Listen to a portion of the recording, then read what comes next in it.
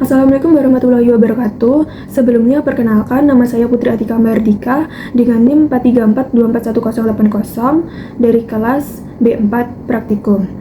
Nah, di sini saya akan menjelaskan modul 4 kemarin tentang JS dan jQuery.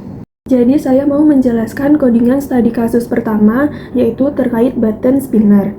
Nah, jadi di sini kan saya bikin form biasa dengan 4 inputan, yaitu nama, email, password, dan nomor telepon. Semua inputnya ini diberi atribut required agar nanti bisa divalidasi. Khusus password ada min length sama dengan 6, yang artinya minimal 6 karakter. Minimal password itu 6 karakter. Lalu buttonnya saya taruh di luar form, yang tujuannya agar kita bisa kontrol terlebih dahulu lewat JS sebelum formnya beneran disubmit. Sedangkan kalau buttonnya saya letakkan di dalam form, begitu diklik dia langsung submit gitu. Lalu di JS-nya saya buat fungsi handle submit yang akan jalan tiap kali button diklik. Yang pertama, reset dulu semua input dari highlight merah agar ketika user klik submit lagi tampilannya bersih. Setelah itu, cek semua input pakai cek validity, apakah input udah valid atau belum. Ketika ada inputan yang belum valid, inputnya dikasih class is min invalid agar jadi merah. Kalau masih ada yang kosong atau belum valid, kita panggil report validity. Dia itu yang akan menampilkan pesan error di bawah inputnya. Setelah itu langsung return, proses pun berhenti. Tapi kalau semua inputan udah valid, button langsung di-disable agar tidak bisa diklik 2 kali. Lalu tampilannya diganti jadi spinner pakai komponen bootstrap. Terakhir, kita set timeout 2,5 detik untuk simulasi proses. Misalnya kayak kita nunggu respon dari server, setelah itu button berubah jadi centang berhasil dan muncul pesan sukses di bawahnya.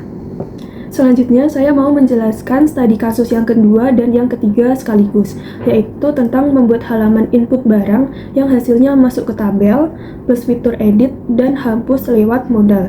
Nah, di bagian paling atas kan ada sedikit CSS yang isinya hanya untuk bikin kursor jadi pointer waktu hover di atas baris tabel. Lalu di halaman ini ada form input dengan 2 field, yaitu ada nama barang dan harga barang. Dua-duanya saya kasih required. Buttonnya pakai tipe sama dengan button dan on click, lalu memanggil fungsi tambah barang. Sama seperti studi kasus yang pertama, button di luar kendali form agar kita bisa atur secara manual. Kemudian di bawah form ada 2 tab. Tab pertama menampilkan tabel HTML biasa dan tab yang kedua menampilkan data tables. Dua-duanya ini memiliki struktur tabel yang sama, yaitu kolom ID, nama, dan harga barang.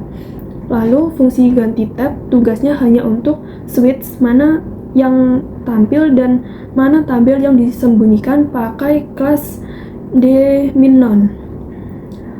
Lalu ada modal yang muncul waktu baris tabel diklik. Di dalam modal ada 3 input, yaitu input ID barang yang statusnya read only, hanya baca, jadi kita nggak bisa edit. Lalu nama dan harga yang statusnya required.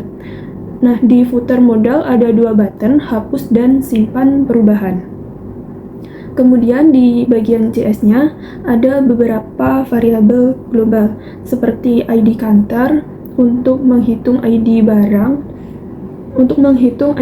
otomatis, data table untuk menyimpan nilai data tables, lalu ada select row L dan select row untuk menyimpan baris mana yang lagi diklik agar tahu baris mana yang mau diubah atau dihapus.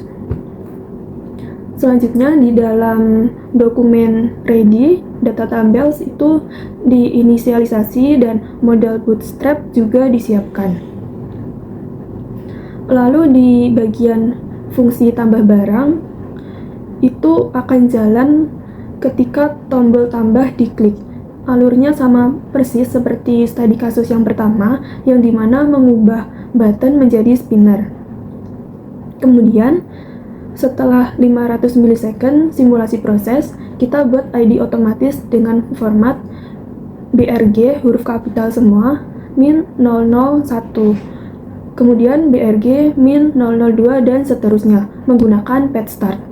Lalu data ditambahin ke kedua tabel sekaligus, tabel biasa dan tabel data tables. Setiap baris yang ditambahkan langsung dikasih event click yang memanggil fungsi buka modal. Terakhir, input dikosongkan dan button balik ke normal. Nah, fungsi buka modal ini dipanggil ketika user klik salah satu baris. Parameternya bisa berupa elemen baris tabel biasa atau row data tables, tergantung tab mana yang aktif.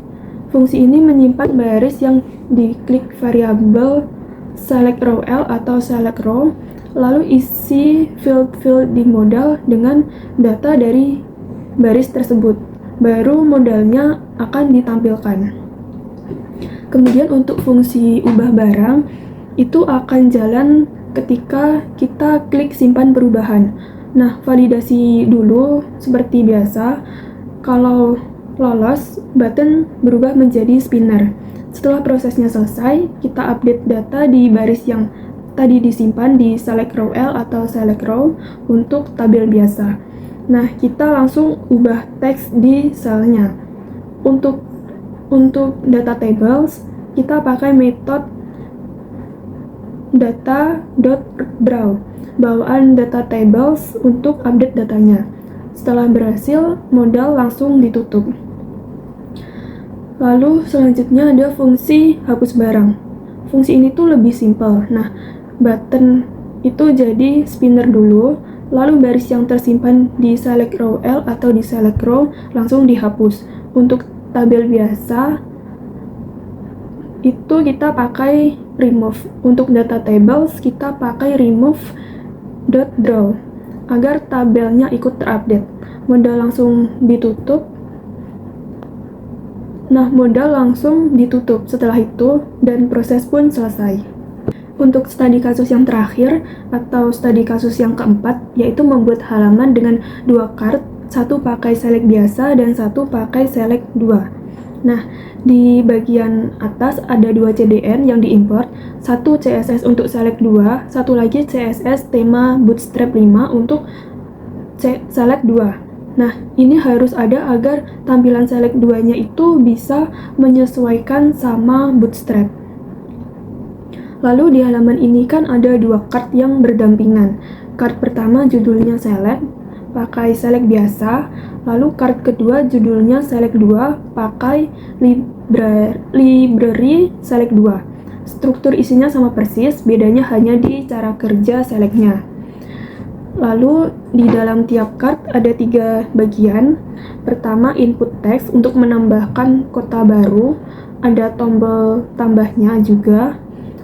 Terus yang kedua, elemen select untuk memilih kota. Di sini sudah ada 3 opsi default, yaitu Jakarta, Surabaya, dan Bandung.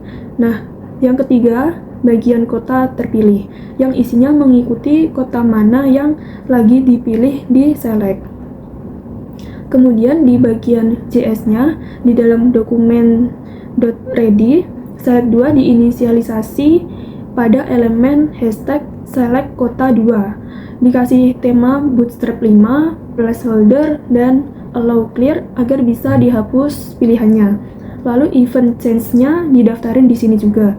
Di dalam ready untuk memastikan elemen HTML-nya sudah terload dulu sebelum event dipasang. Dan $this di sini merujuk ke hashtag select kota 2 itu sendiri. Nah, fungsi tambah kota dipanggil waktu tombol tambah diklik. Parameternya itu tipe, isinya biasa atau select 2, agar satu fungsi bisa dipakai untuk 2 card sekaligus. Nah, yang pertama itu kita cek dulu apakah inputnya kosong. Kalau kosong, input jadi merah sebentar, lalu balik ke ke normal. Kemudian cek juga apakah kota yang diketik sudah ada sebelumnya agar tidak ada yang duplikat. Kalau lolos semua, kota baru ditambahkan ke elemen select pakai new option, nama kota, nama kota. Nah, untuk parameter pertama adalah teks tampilnya, lalu untuk parameter kedua adalah value-nya. Khusus untuk yang select 2, ada satu baris tambahan, trigger change.select2, yang fungsinya untuk memberitahu select 2 bahwa ada opsi baru yang ditambahkan, agar dropdown-nya itu ikut terupdate.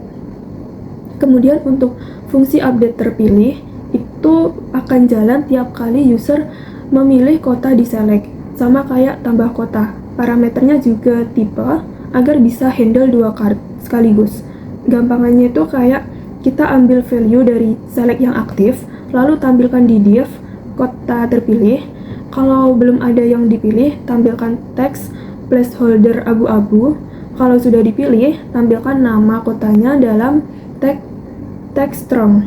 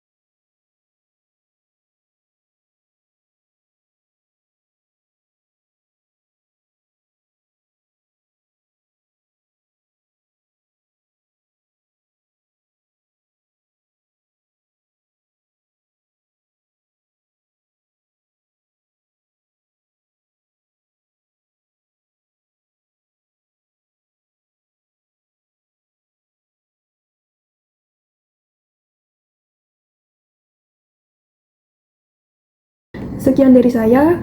Terima kasih. Wassalamualaikum warahmatullahi wabarakatuh.